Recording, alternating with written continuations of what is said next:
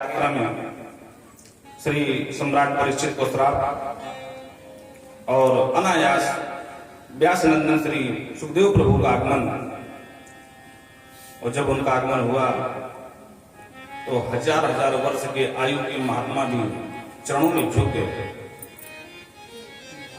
और जब सम्राट परीक्षित ने देखा कि हजार हजार वर्ष के महात्मा इनके चरणों में प्रणाम कर रहे हैं तो समझ गए सर्व सामर्थ्य महापुरुष का आगमन हुआ है। कैसे सुखदेव प्रभु? तो परिचय दिया, तम द्विष्टि वर्षम सुकुमार पादम। द्वि अष्टद्वय कहा। अष्टद्वय 8 दूनी 16 साल के हैं तो 16 वर्ष कह देना चाहिए भाई कि 8 दूनी 16 गिनाने की क्या जरूरत थी गणित लगाने की। तम दुष्टि वर्षम बोल रहे हैं, अष्टद्वय कह रहे हैं। इशारा क्या है?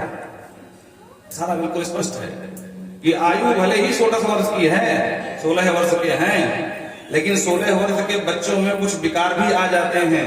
लेकिन हमारे सुखदेव प्रभु निर्विकार 8 वर्ष के बालक के समक्ष, बालक के समान है। सीधा अर्थ है। अलक्ष्यलिंगो निजलाभ तुष्टः, अलक्ष्यलिंगः निजलाभ राधायाम कृष्णायाम तुष्टः। जिनकी दृष्टि में स्त्री क्या होती है, पुरुष क्या होता, इसका भी भान नहीं है। बोलो राधे राधे। पूर्ण ब्रह्म ज्ञानी है और सब में अपने इष्ट को देखते हैं।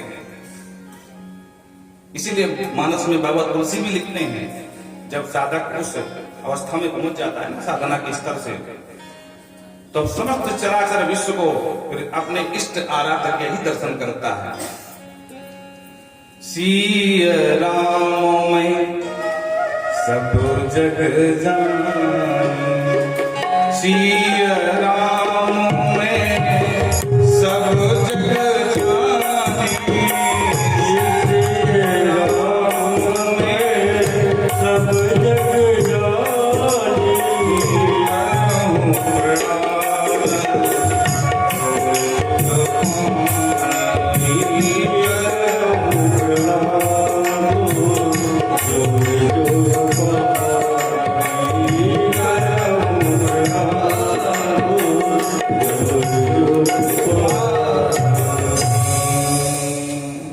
दिगंबर वेश है, दिगंबरम वस्त्र विकीर केशम।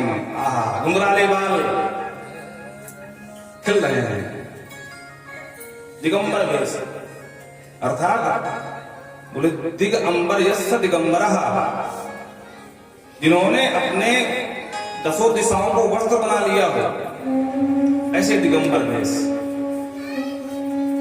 पूर्ण ब्रह्म ज्ञानी है, कुछ भी नहीं चाहिए, तन के लिए कपड़े भी न पहने, वो दिगंबर। देखो 3 प्रकार के नग्न दुनिया में पाए जाते हैं। नग्न में नंगी, समझ रहे? 3 प्रकार के। एक जब ब्रह्म ज्ञान संपन्न हो जाते हैं और उनको समझ में आ जाता है तो वो अपने आप परित्याग कर देते हैं, वो दिगंबर है जब पूर्ण ब्रह्म ज्ञान संपन्न हो जाते हैं। दूसरे वो जिनके पास कपड़े खरीदने का सामर्थ्य भी नहीं है, बेचारे जब दीनहीन है, गरीब हैं, तो जब खरीदने का ही सामर्थ्य पहने कहां से, वो दूसरे प्रकार के नग्न हैं। और महाराज एक तीसरे प्रकार के नग्न पाए जाते हैं समाज में, जिनके पास पैसे की कोई कमी नहीं है, पर भगवान जाने आजकल का कैसा फैशन आ गया है, उनको लोग अत्याधुनिक मानते हैं, एडवांस मानते हैं। कहीं बाहर जाने की आवश्यकता नहीं। पहले ये बीमारी विदेश में पाई जाती थी महाराज, आज तो हमारे ही देश में पाई जा रही है। और हमारी न मानो, पहले जब मुंबई तरफ देखा, हम तो आते जाते रहते हैं, देखते रहते हैं। मतलब इतना नग्नता आ गई समाज में, कपड़े फाड़ फाड़ के पहन रहे हैं, जबकि शास्त्र में फटे कपड़े पहनना अशुभ की पहचान होती है, शुभता नहीं है। अच्छे खासे कपड़े फाड़ के पहन ले रहे हैं, वो भी महाराज धीरे धीरे पहले, नीचे के ऊपर इतना छोटा कपड़ा होगा, अधनग्न घूमते हैं। तो 3 प्रकार के नग्न पाए जाते हैं। लेकिन ये सबसे सर्वोत्तम ब्रह्म ज्ञानी दिगंबर है। दिशाएं ही इनका अंबर है। अंबर माने वस्त्र, दिगंबर दिगंबर यस्य स दिगंबर, ऐसे दिगंबर है। और देख लेना साधना में उम्र भले छोटी है, 16 वर्ष बता रहे हैं, लेकिन 1,000 के महात्मा उनको प्रणाम कर रहे हैं। और महात्माओं में कौन कौन है तो गिनाया, अत्रि वशिष्ठ च्यवन। अत्रि जी महाराज है, वशिष्ठ जी महाराज है, च्यवन है। और यहाँ कहां तक कहें तो नारद जी महाराज बैठे हैं सामने, नारद जी प्रभु, और वो भी इनको प्रणाम कर रहे हैं।